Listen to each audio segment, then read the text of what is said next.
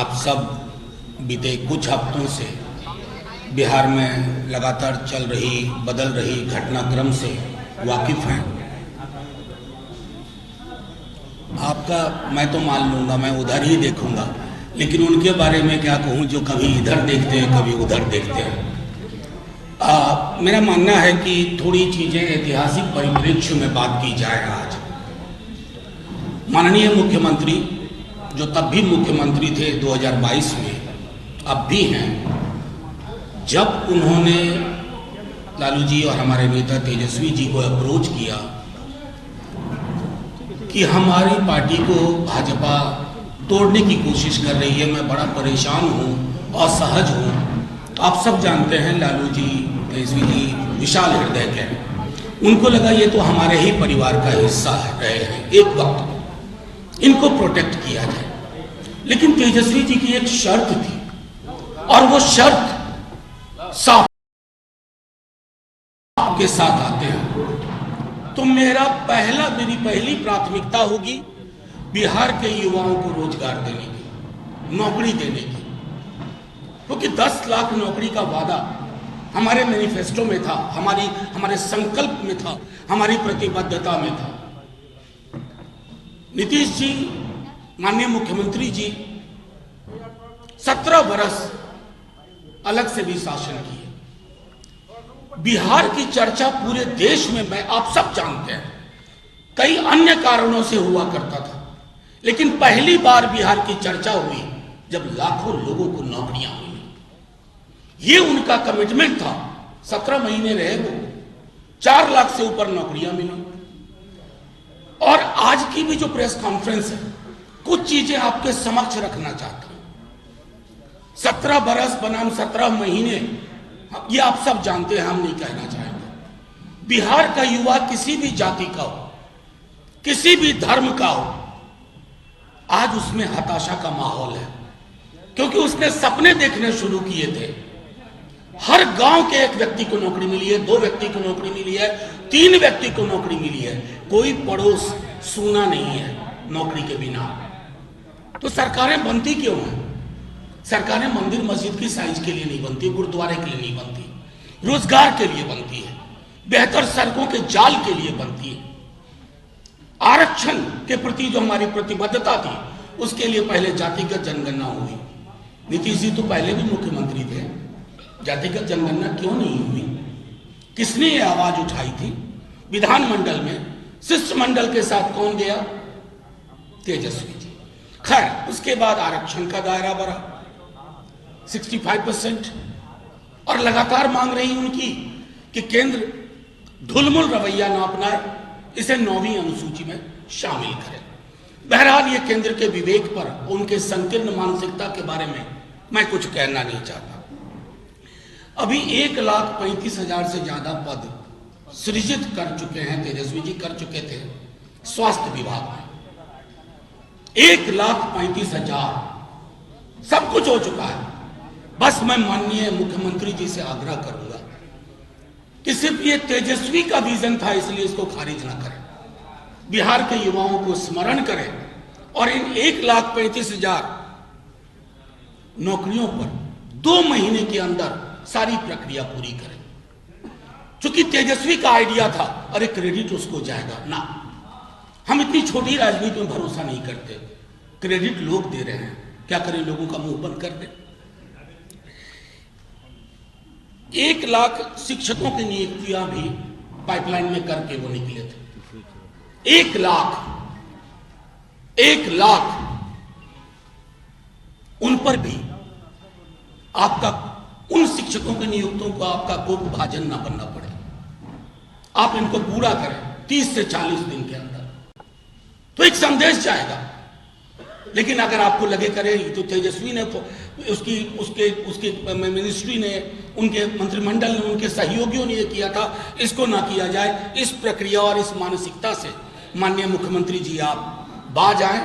बिहार के भलाई के अलावा हमारी पार्टी का कोई एजेंडा नहीं है। मैं बार बार दोहरा रहा हूं, इन 17 महीनों में बिहार की चर्चा पॉजिटिव एजेंडे के साथ हुई है। बल्कि मुख्यमंत्री जी जब कभी सदन में या कुछ बोल गए, हमने कहा ना, इससे विचलित नहीं होना है, ये विचलित नहीं होना, उन्हें भी समझाया आगे बढ़े। गृह विभाग और अन्य विभागों मसलन सहकारिता, ग्रामीण कार्य विभाग, लोक स्वास्थ्य अभियंत्रण और अन्य विभागों में भी रिक्तियां चिन्हित कर दी गई हैं। और इन चिन्हित रिक्तियों को मैं फिर से दोहरा रहा हूं कि आप इसको सबोटाज ना करें, इस पर कुठाराघात ना करें, तो बिहार के युवाओं को सपने देखने का मौका लगेगा।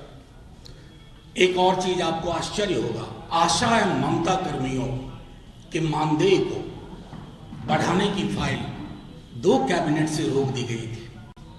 मैं खुद पटना में रह करके महसूस कर रहा था। आशा कर्मियों के डेलीगेशन तेजस्वी जी से मिल रहे थे, उनको भरोसा था उनकी मानदेय बढ़ोतरी पर सब कुछ हो गया, हस्ताक्षर हो चुके हैं माननीय स्वास्थ्य मंत्री के, लेकिन नहीं।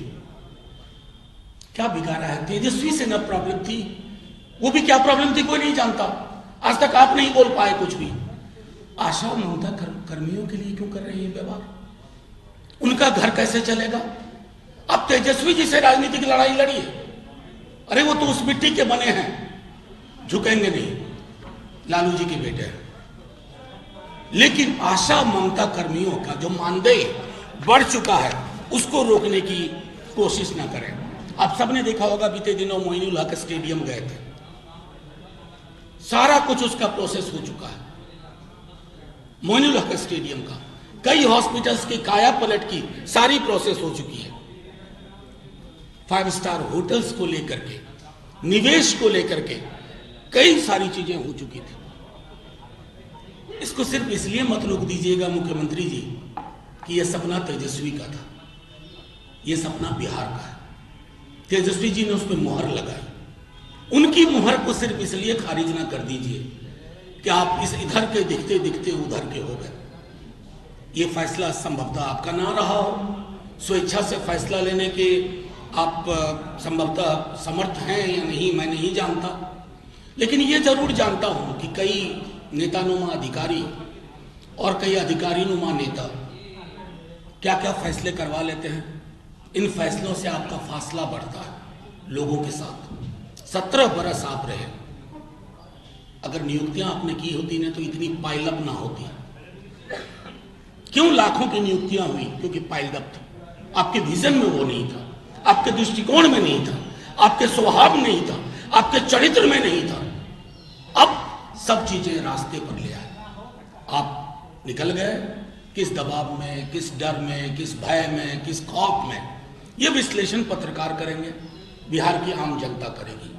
लेकिन एक लेट मी फिनिश, मुझे खत्म करने दीजिए। नहीं, कहानी नहीं है ये, बिहार के युवाओं का तथ्य है। नहीं, आप मुझे पहले अपनी बात खत्म करने दीजिए। इतना संवाद का स्तर बना रहे हैं। हाँ, मैं सिर्फ ये कहना चाहता हूं, पॉलिटिकल लड़ाई उसको रोकने की कोशिश ना करें। आप सबने देखा होगा, बीते दिनों मोइनुल हक स्टेडियम गए थे, सारा कुछ उसका प्रोसेस हो चुका है। मोइनुल हक स्टेडियम का, कई हॉस्पिटल्स की काया पलट की सारी प्रोसेस हो चुकी है। 5 स्टार होटल्स को लेकर के, निवेश को लेकर के कई सारी चीजें हो चुकी थी। इसको सिर्फ इसलिए मत रोक दीजिएगा मुख्यमंत्री जी कि यह सपना तेजस्वी का था, यह सपना बिहार का है। तेजस्वी जी ने उस पर मुहर लगाई, उनकी मुहर को सिर्फ इसलिए खारिज ना कर दीजिए कि आप इस इधर के दिखते दिखते उधर के हो गए।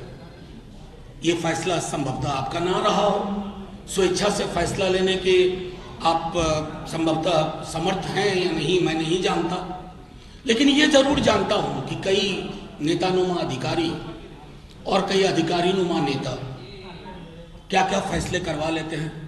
इन फैसलों से आपका फासला बढ़ता है लोगों के साथ। 17 बरस आप रहे, अगर नियुक्तियां आपने की होती ना तो इतनी पाइलअप ना होती।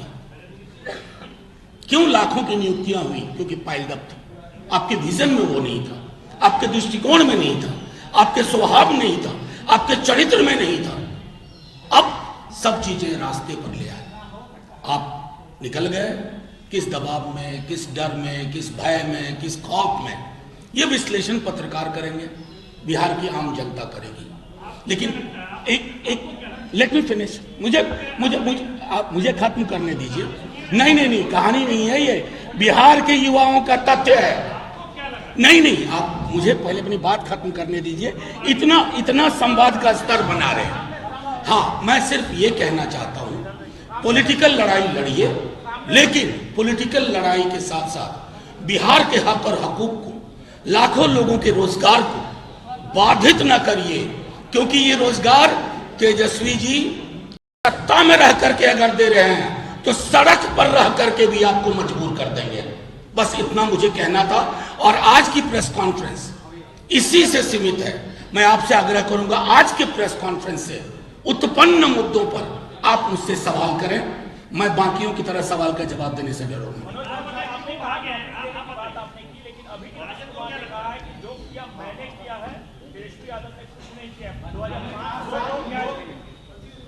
आपको मैं सिर्फ इतना बताऊं, वो तो 17 बरस से थे। अगर किया होता तो ये करने की जरूरत ही नहीं पड़ती तेजस्वी जी को। 17 बरस में कितने रोजगार दिए, 17 महीने में क्यों इतने रोजगार मिले?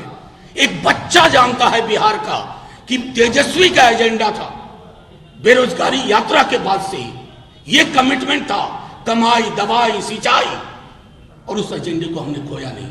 जब आप चल के आए कि हमको बचा लीजिए, प्रोटेक्ट करिए, तेजस्वी जी की पहली शर्त नौकरी, नौकरी, नौकरी, और उस शर्त को 17 महीने में जितना तेजी से पूरा कर सकते थे, और जो कुछ वो साइन करके निकले हैं, फाइल जिनकी तैयार है, जिसको कैबिनेट में नहीं लाया जा रहा है, उनका जिक्र मैंने आपके समक्ष किया। मनोज जी भाजपा एक मिनट, 2005 से पहले जो कुछ भी हुआ, उन्होंने याद दिलाया 2005 से पहले क्या होता था, शाम के बाद। बिल्कुल, थैंक यू। 2005 के बाद 2015 हुआ, 2015 के बाद 2022 हुआ, ये 2005 के बाद 2015 हुआ, 2015 के बाद 2022 हुआ, और 2005 में जिन बच्चों का जन्म हुआ आज वो वोटर है, नौकरी ढूंढ रहे हैं, उन्हें नौकरी दीजिए। इतिहास की विस्मृतियों में, गलत स्मृतियों में मत उलझाइए। मैं अभी भी आग्रह करूंगा माननीय नीतीश कुमार, राहुल गांधी पूरा क्रेडिट ले रहे हैं, जो कास्ट सेंसस बिहार में हुआ उसका क्रेडिट राहुल गांधी ले रहे हैं, क्या वो भूल गए हैं? कास्ट सेंसस का क्रेडिट अगर किसी व्यक्ति को जाता है तो वो तेजस्वी यादव को, और नेशनल लेवल पर इस सुर में सुर मिलाने के लिए कांग्रेस पार्टी का धन्यवाद, डीएमके का धन्यवाद। मनोज जी भाजपा में है कि 90 से लेकर 2005 तक आपने क्या किया, कितनी नौकरी दी? मैनेज कर लीजिए जरा।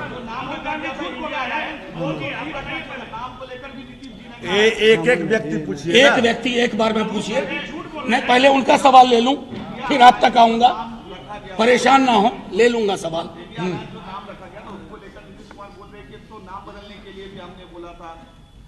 सुनिए, मैं हर उस मीटिंग में रहा हूं, अगर सारी चीजें खोल करके सामने रख दूंगा ना, आबरू बचाना मुश्किल होगा। एक सवाल और है, नहीं, एक व्यक्ति से एक सवाल। हाँ, मैं देखिए, नहीं, झूठ मत बोलिए। झूठ और सच के बीच में स्केल पे बहुत सारे प्रस्थान बिंदु हैं। हमने यह मांग उठाई, इस मांग को देश में ट्रैक्शन मिला, और मैं क्रेडिट दूंगा कांग्रेस पार्टी और डीएमके को, जिन्होंने इसके साथ अपने को संबंधित किया।